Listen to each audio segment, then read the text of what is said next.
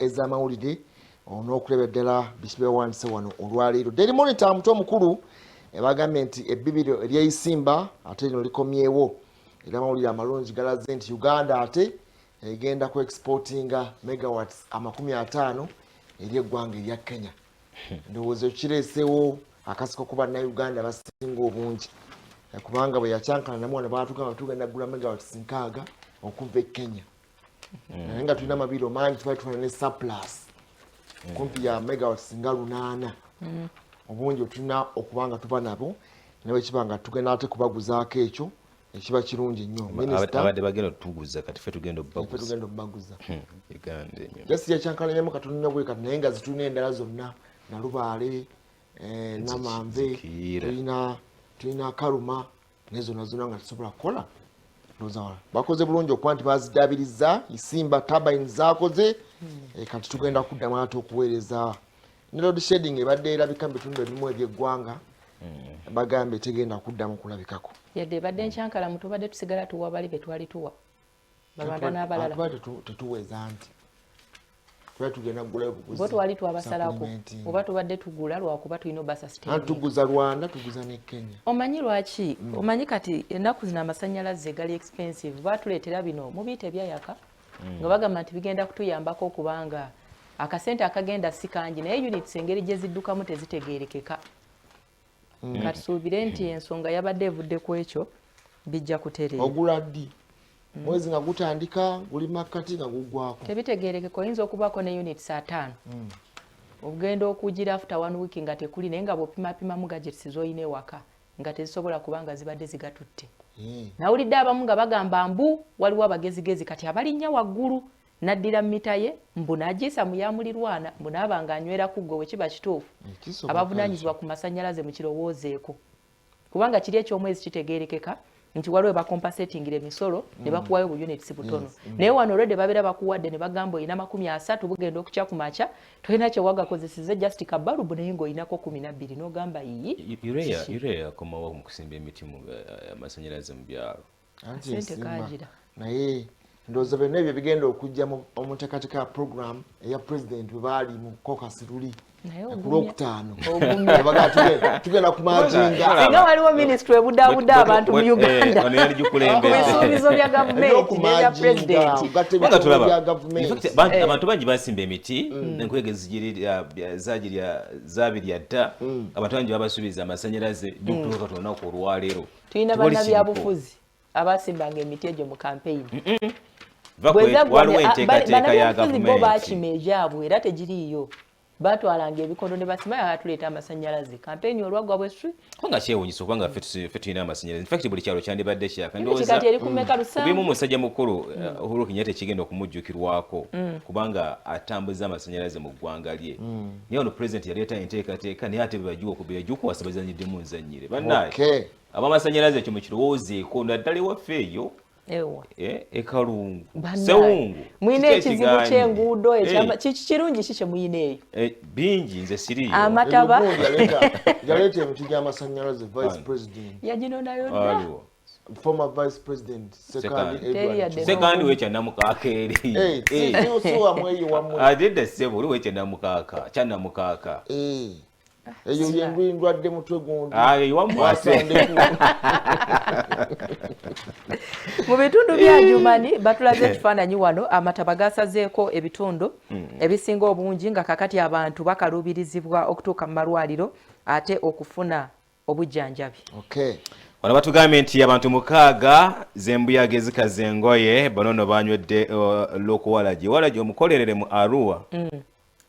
banywedde kabaawo naye abantu abo batera okufa ku mukaga ne bafa simanyi lwaki naye emyenge gitanya abantu b'engulu genda okuwulira yabadde oba mu competition yanywedde bunywi yakoze actually sibe baviirako n'okuwera gundi w'obuveera beti namboze kuzaita gundi eyo anti agenda okukijjayo buveera ng'omuntu mulabanye bandiyitanga kibeere aba board okusinga banyigiranga nnyo mu bijaketi byabwe kanyigira muli bw'ati bucupa anti baduli nga bakyali ku buveera anyiga kuwano mpola anyiga ku bbeere naye wano batugambye mukaga bafu kakati no wala bakuta abantu bana abakukusa abaana okubaleeta e Kampala abaana b'oku nguudo KCC yakoze ekikwekweto bana ne bakwata olwaleero mass vaccination ey'abaana etandika leero nga 22 ejja kufundikira ng'ennaku z'omwezi meka 3 Septemba so omuzadde asobola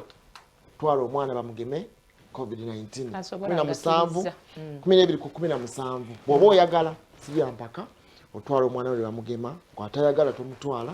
ayagala mutwale mu kugema okwekikungu okw'abaana abaliwo kati w'emyaka egyo 12 ne 17 Pfizer gwe bakozesa okubagema raira nga bwe twamogeddeko wano anaayitamu ku mulundi guno okubanga akalulu akasembayo aka 2013 yagenda mu kkooti eyali Ssaabalamuzi w'eggwanga erya Kenya bamuyitanga Wile Mutunga n'agoba okusaba kwe ng'avuganya President outgoing Uhuru Kenyatta talinda byaddirira talinda nakulangirira neyeewamba n'agenda South Africa talinda President Uhuru Kenyatta agenda maaso kumulayiza kulunda tumanyi oba analinda emikolo singa tebitambule bulungi egy'okulayiza Dr. Samoei William Ruto oba banagamba kuddamu ate luli bagamba okuddamu era ennaku zaali 10 n'avaamu addamu kulonda nga 26 Oktoba nga taliiko kulona alaba takyalinayo mukisa kakati alina kufiirawo bannakenya nabo bamulabanga agundi addawo mu kubadingisa obudingisa nga gundi ono yatuwa essuubi tugala tulinde akanamuvaamu n'asirikira ddala wano no bagambye nti poliisi egenda kusiba abantu ku bikwekweto begenda okukola batagala kusasula naddala ab'ebidduka ebyenjawulo wano bagambye bakuteddewo ssente abavuga nga tebalina pamiti emitwalo 10 abavuga nga third party za mwezi weddeko mitwalo 4 n'amaplates nga temulina mitwalo 4 in fact poliisi leero egenda kukola ebikwekweto mutandika leero ezo zentongole naye wabawo ziri ez'okwerwanako andi no express penalty n'ababoda bagamba nti wano afande bwakufuna weerwanako gibanga 10 naye bwe kakujjuntuka mbu ne bakutwala erimba osasula nga 3 katuve wa muzeyita abale ngenda kudda mpulira emboozi wa boda yagezaako tikka abantu ababiri tebamukola kale katukomyewo katono nnyo olwala muzeyita amalono gwatambulira ku luguudo naawe akozesa ekidduka ekyenjawulo yonna emesigi eno ekwatako obutereefu tukomewo ati tulabe bannaffe abali ku luguudo nga bebukedde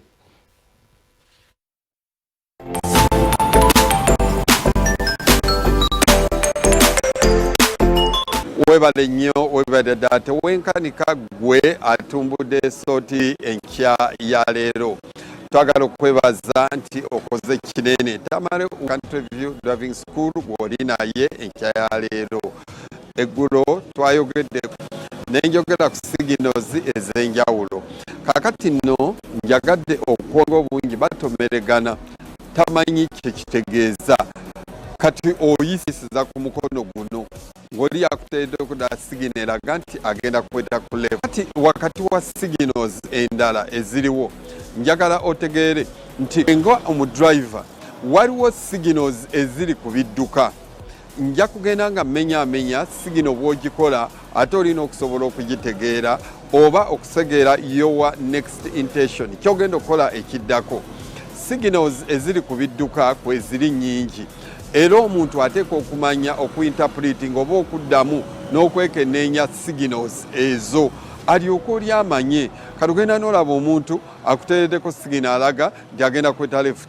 ate gwe oyongera okumuzizika bwoti oyisiza ate naawe ku left ono ataddeko sigino yagenda kweta ku right ono ataddeko sigino ya double indicator oba hazard indicator gwate nosigala ng'ogenda n'olwensonga eyo signals eziri ku bidduka nazo tugenda kuziraba tuzeetegereze bulungi tumanye ki oli kyaba ategeeza.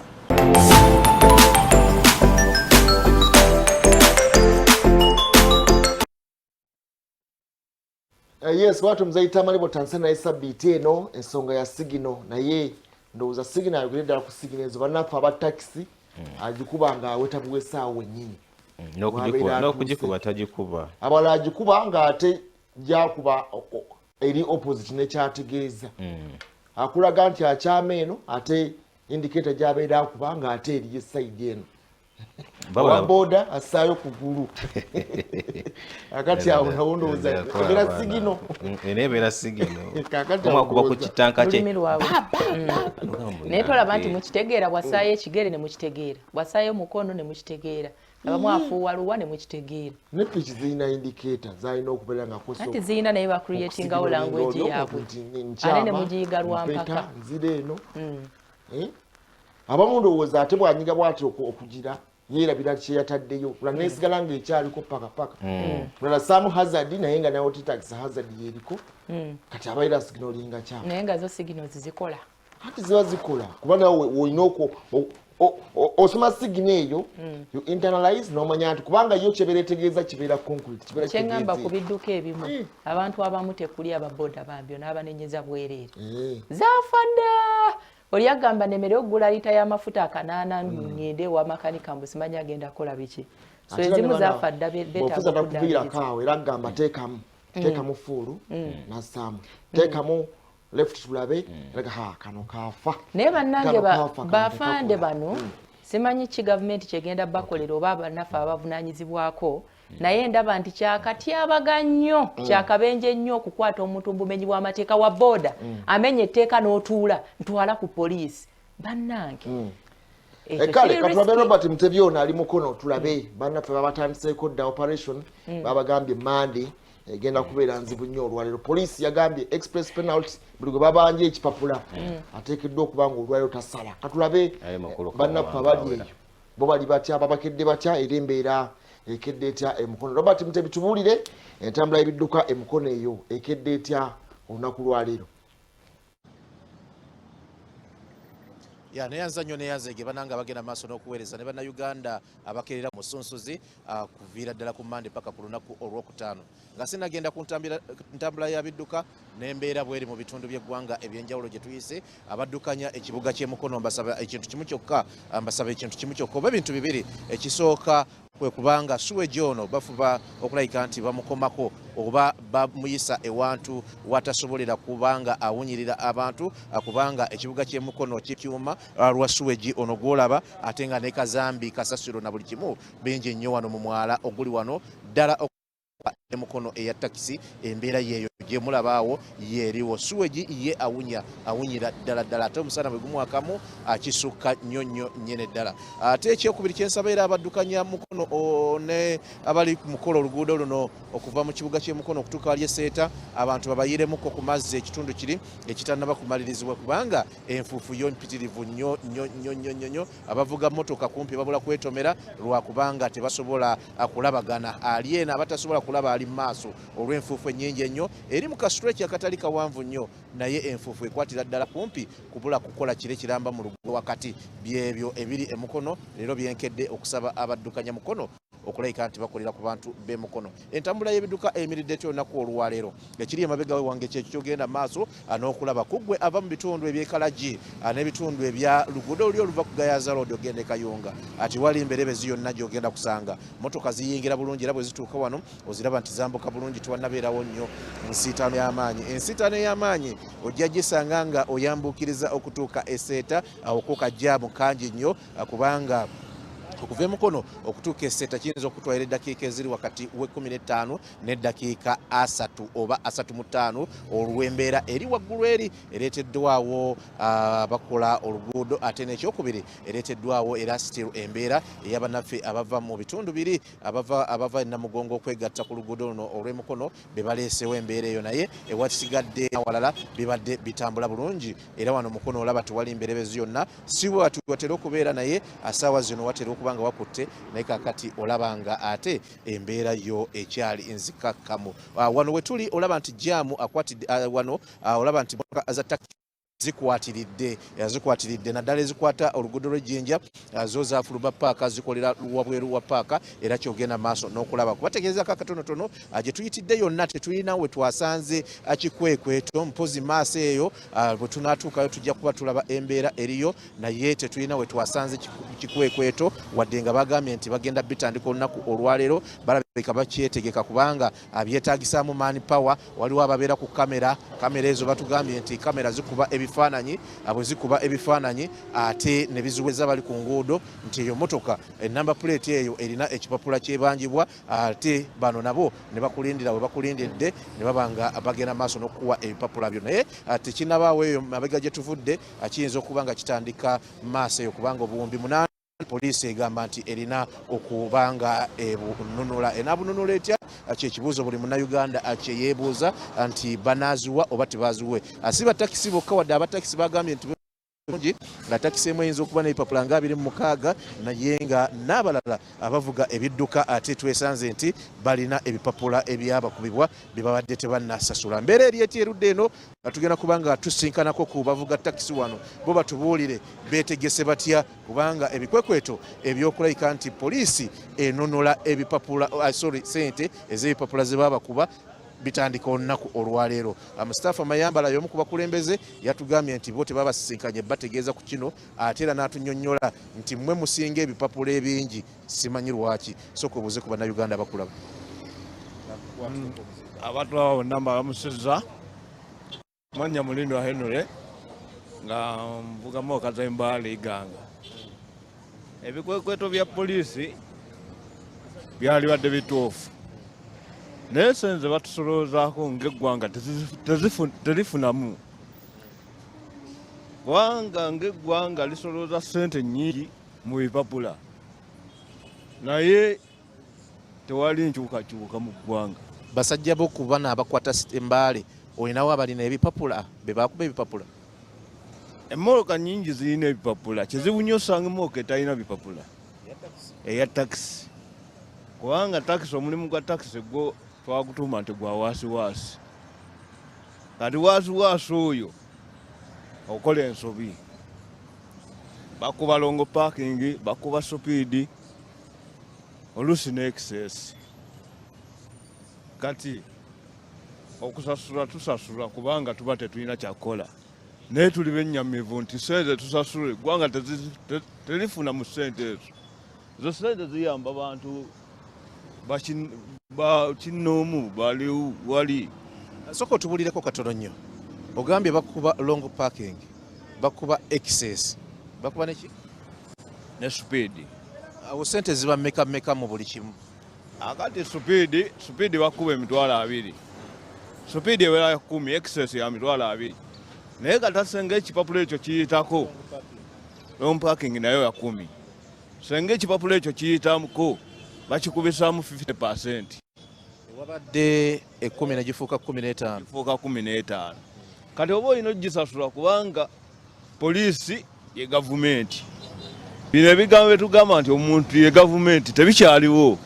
kubanga poliisi yo weerowooza kyayo kyekola, temala kubuulira bantu nti kati mukole kino ngenda kukola kino. Oli mukulembeze wano mu paaka ne ku stage eno gy'okolerako, olinawo ku bantu gwe bolowooza nti ono ayinza okuba nga alina ebipapula byonna ebyo era nga era lwawo bisasula nga bamukuba dda penalty eya 50%, olinawo b'omanyi ba driver? Saagala bandaga naye olinawo b'omanyi? Kati basobola okubeerawo ng'omu alina ebipapula 3 ate nga byayitako. Wakati wano waliwo emmotoka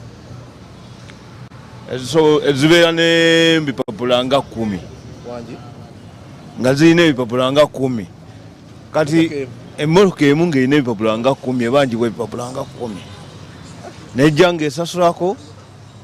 bw'esasulako kyesasudde nekoowa ebipapula 10 motoka emu. Esobola okubeera nabyo ebipapula 10 emmotoka emu. Temutidde kukwata luguudo luno kubanga kyemmanyi embalala awo newaddako awo si walungi nnyo. Ate kati nga otumanyi tunoonya kyakulya, kati onootya okukwata oluguudo olwo n'obeera ewaka onoolya ki? Tugenda kukola kye tunaasanga ku kkubo. kyetunagenda naki. Tweyanza nnyo tuyanzeege mukulembeze ku stage eno wetuli olaba takisi zisimbye wano kitegeeza nti bano bonna be mulaba beetegese okulabika nti bagenda mu maaso n'okukola nga bwe mugenda mu maaso n'okubalaba naye atugambye nti ezimu ku takisi zino emu erina ebipapula ebisoba mu 10 takisi emu ebipapula ebisoba mu 10 kitegeeza ki nti ne bwebeera bubeezi na kipapula nga kya mitwalo 10 nga ekiri overdue kitegeeza abeera mukakadde nga kumpika mu kitundu takisi emu ate nga n'abasinga obungi bayinza okuba nga balina ebipapula ebisoba mu sente ezo kitegeeza ki nti ebikwekweto ebitandika takisi eyinza okuba nga egenda kusasula obukadde nga 2 singa nga bibeera serious nti bibakwatira ddala oli kiriya Bikiriya bitambula bitya mpola mpola yaleero ebikwekweto bitandika leero kituufu olinayo ku bipapula ndina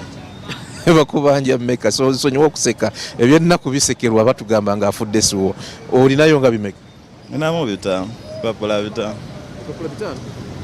byakinaki ninamu bya parking ninamu ebya parking ne excess kakadde nga kalamu yeso leero watambudde na mmeka zogenda okusasulako singa kiba kikulidde sirina nja kutambula katonda yanamanya ekidaako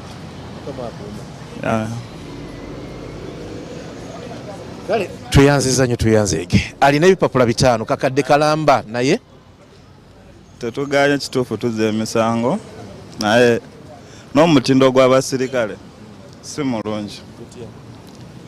nti akuyimiriza lusi nga naye akoze ensobi nakugamba akuyimiriza awabi nate nakuvunaana okupaakinga awabi nakukuba ekipapula ngate yakuyimiriza tweyanza nnyo tuyanzeege abakwatibwako ekyo bakitegedde makumbi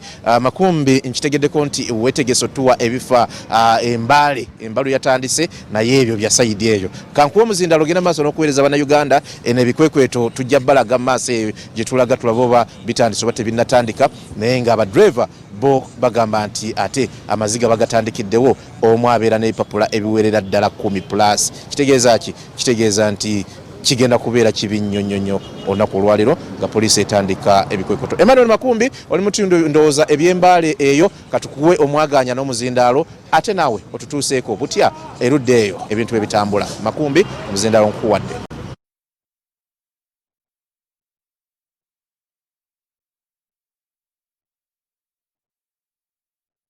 banamutwala lulwe naye eyo wetuddako embaale mwaka gwa Mbalu era embeera y'embalu yo mu bitundu bino weba omwaka gwa Mbalu omwaka gw'embalu guno gubeeramu ebintu bingi abantu abasinga gwe basinga okukolerako okusala abaana era nga wenjogerera effujjo liyitiridde naddala mu bitundu eby'embaale. Wiikendi ewedde waliwo omuvubuka omu gwe basse mu bitundu by'e Namakwekwe oluvannyuma lw'okuba nti babadde bazina kadodi waabwe naye ate ne batuuka ewaka we ne bagezaako okwagala okukwata mukyala we kyatakizaganyiza nabo era ne baba nga agezaako okulwana. Abaami bano bamukubidde ettaffaali n'emiggo ne bamuttirawo. Effujjo etera nnyo okubeera mu Mbalu muno era nga bw'otunuulira embeera gye batambuliramu abamu batera nnyo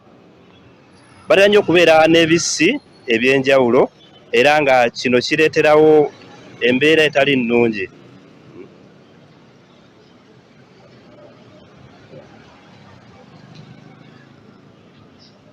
Oluvannyuma olwa bino byonna omukulu RDC gwe twayogeddeko naye yatugambye nti bagenda kubanga bassaawo amateeka amakakali okusobola okutangira abaami bano okukola effujjo lino.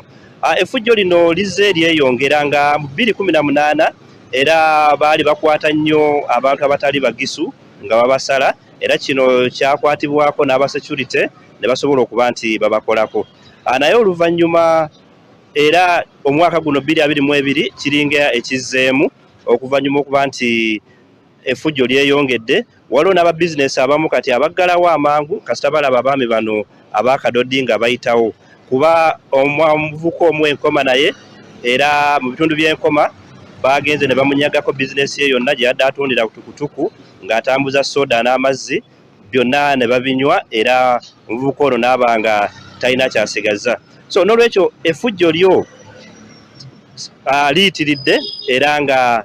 abakulembeze basaana okuba nti babaawo kye bakola, awatali ekyo abantu beeraliikirivu nnyo. Naye mukulu RDCC Ahmed Washake yategeeza nti bagenda kubanga babaga amateeka nga tebakkiriza kadodi yenna kuyita mu kibuga wakati nga tebalina lukusa lwa poliisi, era tulinze enkola eno tulabe enaakola etya oluvannyuma lw'okuba nti tulabe mbeera ki enaabeerawo webanga kituuseewo kino. Naye nga akadodiyo ekyagenda mu maaso omwaka guno gwonna, era nga wiikendi eno mu bifumbo bo nabo basaze abaana abasuuka mu 100 ne mu bitundu ebiddako bagenda kubanga beeyongera okusala ku baana mu bitundu ebyenjawulo naddala ebukonde n'ebitundu ebiriraanye.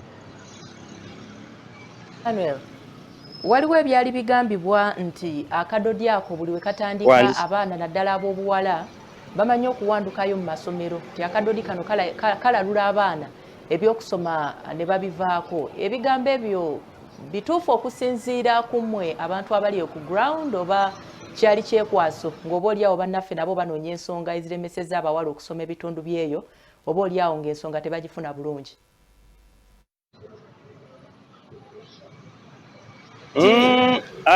Lwaki akadodi kano tebakakolera mu kisaawe wamu ne baleeta bagenda okusala embalu ne babakuŋŋaanya mu kisaawe ne babatandika okuba nga oba oliawo babatema amamini babasala embalu nga bakiteekeddwa okuba nga kitambula, kubanga tulaba nti effujjo lyogeddeko mu bitundu ebitali bimu ne security mu bbanga eribadde tekatandise leero. Security yo yali evuddeyo n'eddoboozi eriwulikako oba bavuddeyo nga bamaze kutta busi muntu. N'ekisembayo bakkaanya okubalulire bagobaganya minisita Merigoret Kitutu era azze okukiikira pulezidenti kubanga waliwo bitatambula bulungi awo empewo ebigambibwa empewo okulumba tenti z'abakulu naye nga byalimu akasente oba oliawo. Batereeza ensonga eyo kiki ekigenda mu maaso akadde kano kuba tulengedde embalu emyaka gyonna egy'embalu yalina okubawo 2 n'etabaawo kati gwe mwaka guli even ndowooza 2 naye effujjo nga liyitiridde nnyo ate kati bw'ogeraganya n'emabega oba oliawo enkwata yali ekwatibwa 2018 byatambula bulungi 2020 teyaliyo lwa COVID-19 kati 2022 ate effujjo lirabika nga alisitudde nnyo enkundi mu mbaale. Ki ekigenda mu maaso era bayinza kukikwasanya batya abakuumaddembe abavunaanyizibwako? Okay, neyanziza nnyo mukulu w'amala kansooke ne mukyala Fedde kye yasoose okumbuuza ekyabawala okuwanduka mu masomero. Kadodi ono okujja abawala mu masomero percentage ntono nnyo kuba abawala abasinga baba bagoberera akadodi kano nga bazina mu bitundu ebyenjawulo era batwalibwa abavubuka babeeramu, naye percentage eyo kulemesa abawala okusoma ntono nnyo naye nga era mweri. Okujjako ekyafaruko ga nti babasalire mu kisaawe nga bwe kiri, ebitundu bino byanjawulo nga buli omu ayagala okukola omuziro gwe nga bwagwagala, era kiraga nti tekisoboka kuteekawo tteeka erimu erisobola okukozesebwa mu kusala abaana bano oba mu kuzina akadodi kano. Okujjako kyo ekya security mu 2012 era effujjo lyaliwooko naye security yavaayo n'ebikwasa maanyi era abantu abaali batidde okujja mu mbaale bonna abaamala ne batereera ne bakkirizibwa okujja mu mbaale nga tebalina kutya. Naye yo bw'otunuulira obuzibu obuliwo mu kadodi ono nti bwe bazina buli muntu yenna ayingirirawo wayagala n'aba nga tewali control eriwo, teri abakontrolinga, bakwata ebisi byonna by'abayagala oba kijambiya oba mayinja, omuntu ye kyasanga kyakwata. So kibeera risk nnyo, naye abasecurity bavudde naga nti mu kibuga tebagenda bakkirizaamu, era mu mawulire gaffe Munyu live ne ku Munyu 3 mugenda kulaba ensonga eno nga tugirambulula nga abasecurity nabo batwa biki bye bagenda okuba nti bazzaako. Naye nga effujjo lyo libeeramu nnyo era abantu oyinza okulowooza nti balalu mu ngeri gye babakolamu ebintu byabwe, abamu beesiiga ettaka ne bakola buli kimu kye baagala. So embeera bwetyo bwetera okubeera mu kadodi kano, effujjo lyo liba lingi nnyo. Ekale munafu tuenza mafumbi dakika zigenze katukwelekereze andi tunakudira naye basajja abo babeera wala bwoba tonnaba kumaliza mikolo egyo bayinza yema kombe yagira dda anedda sebo tasobola kutuukawo nga emikolo tegigwana ayinza okuba nga yeebuzaabuza musajja weeno sebo eyandibadde eyo singa kati nedda yave ne tumusindika eryage naye nga makumbi nedda sikola ati ali mukola makumbi musajja weeno wa central bayinza omukolako emikolo olw'empaka fujja ebikolebwa eyo naye ababeere wala abasajja bakambwe ennyo ndowooza kibeera ng'era abayizi b'amakerebe beekalakaasa oba abamatendekero ag'enjawulo nga beekalakaasa ne mwingiramu abantu abefujjo ne bano babeera ku omukolo gubeera gwa nnono gwa culture ne mwingiramu ate abakyama element bulaba bwekibinja batambula butambuzi bwaddembe okuyingira wayagalidde akadodi ku kyenzijukira kateekeddwa kuba kati omwana bw'aba agenda akolebwako omukolo ogwo aba akyali mwana actually ogwo gwe mukolo ogumufuula omusajja kati ateekeddwa kubanga bagenda nju ku nju buli nju eteekeddwa okubaako ne mugiyita ntandaye gyemusibirira nti munnange kano ketuwaddeyo ge makulu gaakyo nti bakutambuza ku kyalo ekyalo kyonna kiwitinensinge kubanga kati mu kalica y'abantu abo ow'emyaka 13 ayise mu mukolo ogwo atuula ku ntebe gw'owasatu ne bakusitula atayita mu mukolo ogwo babeera bakusalira mu kifo ekirala kyonna oba mutiitiizi toba so ateekeddwa okugenda nnyumba ku nnyumba kubanga ku gracinga nti munange genda kati okuze kati okoze bwoti so kakati bano abalala nga bw'ogambye nti beegattamu bwegassi ne bakola effujjo abantu gye bakomye okwagala ensimbi empitirivu kubanga tiwaliwo ne complaints eziveeyo abamu bateekateeka emikolo egyo n'ekigendero eky'okubba abantu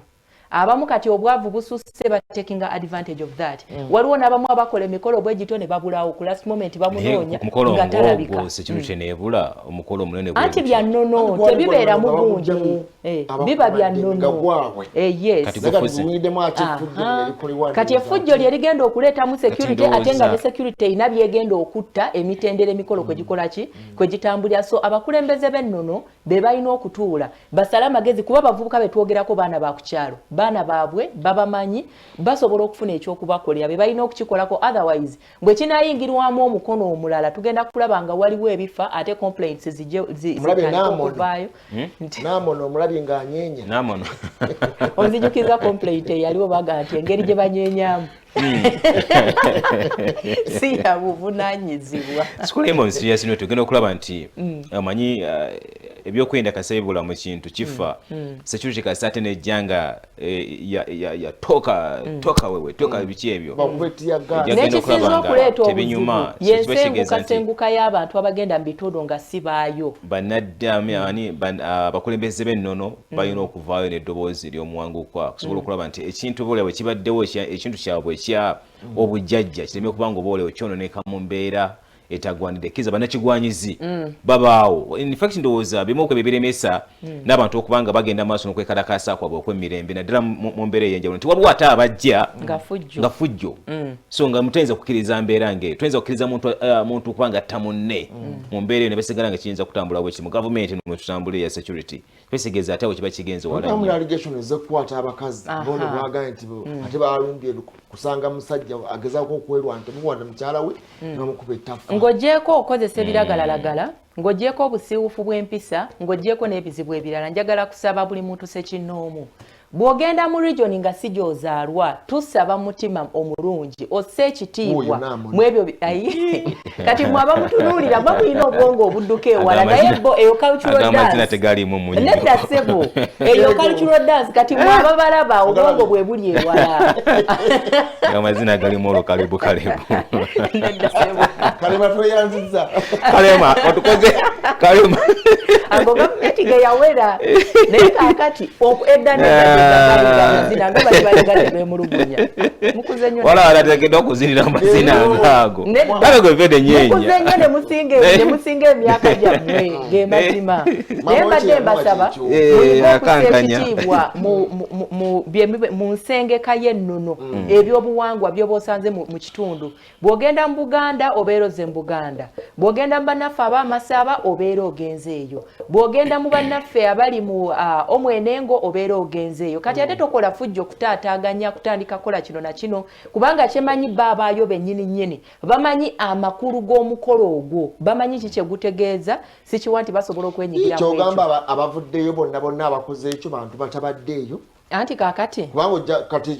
tetuyinza kukola conclusion bwekyo mukadde kano anti natandise ngamba ojja genda okuzuula nga ate abali anti natandise ngamba nti ng'ogyeko ebiragalalagala ng'ogyeko obusiiwufu bw'empisa ng'ogyeko anti kakati ku mbaga tekubulako musiiwufu naye ate njagala baneeno abantu bano abajja mu regions zaffe gye tubeera nga si baayo basse ekitiibwa mu bye babeera bakoze eki bye baba basanzeewo kubanga olaba abeeyo yadde bakola effujjo naye nga babeera batya kubanga bo bakyalinamu kalya ya gundi balina engeri bo gye bakolera obwenkanya bagambe ku baana baabwe abo baana nza be bakolera effujjo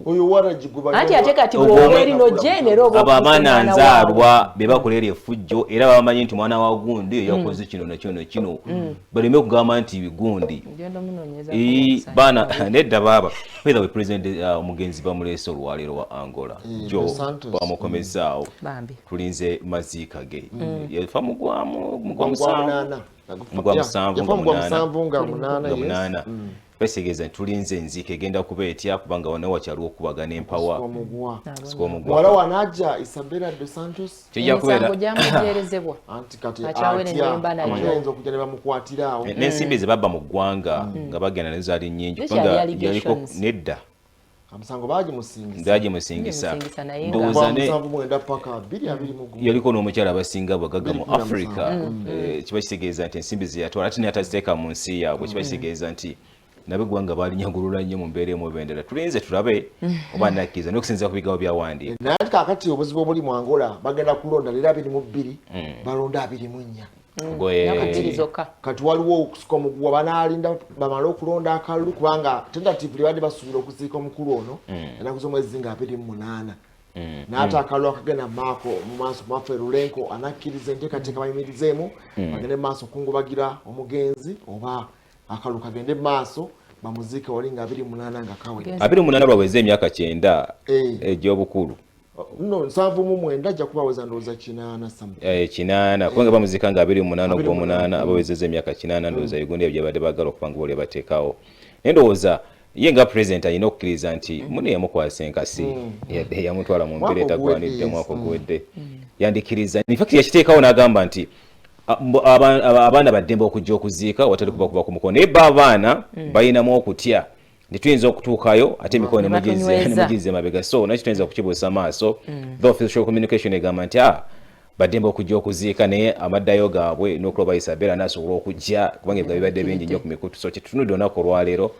tulabe muzikirize mu ddakiika emu ono bwino agamba nti olutalo ku nnyonyi za Uganda lwaki bamafiya baagala kwetta abirimu okukukusa ebitundu by'abantu enjaga n'okuketta Museveni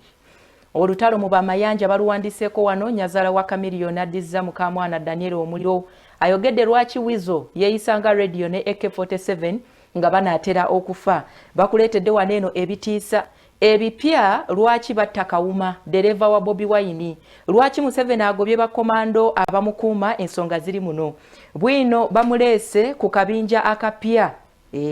bagamba nti birimu okuwalana muhoozi diru enkambwe ne ripooti ez'ekikesi enfu munene ki asinga ennyonyi ennwanyi ey'amaanyi bakubuzizza naye ne bakubulira engeri gye basse muwala wa nfanfe owa Putin birimu ono bwino n'ebirala bingi nnyo bw'onaagula olupapula ojja kubanga bw'otyo obitegeera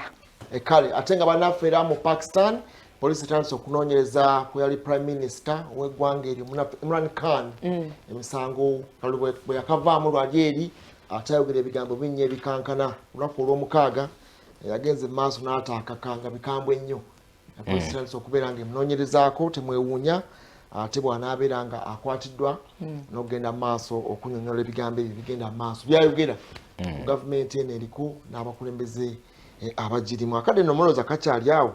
omusajja yakomyewo Kenya nalimanya analinda okulangirira naye kulangira kwagwamu omukoosi tulina okumulinda apolo tusiime sebo kulikayo munda mu ggwanga erya Kenya tebyali byangu nalimanya omukalenjini ayinza olengera gwe yali Nairobi naye wano mwenge Nairobi wali